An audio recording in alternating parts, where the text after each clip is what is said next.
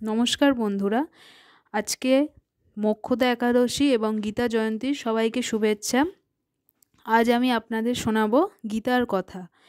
অর্জুন শ্রীকৃষ্ণকে জিজ্ঞেস করল, হে কেশব, মৃত্যু যখন সকলের নিশ্চিত, তাহলে আমরা সৎসঙ্গ, ভজন, কীর্তন কেন করছি?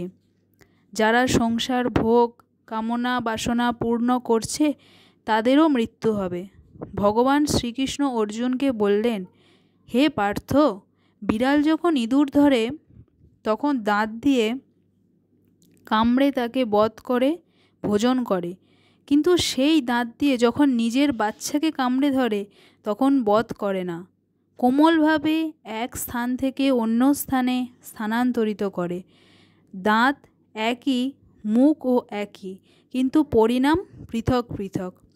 ঠিক তেমনি মৃত্যু সকলের নিশ্চিত, কিন্তু একজন প্রভুর ধামে, অপরজন ৮৪ চক্রে। জয় শ্রীগীতা।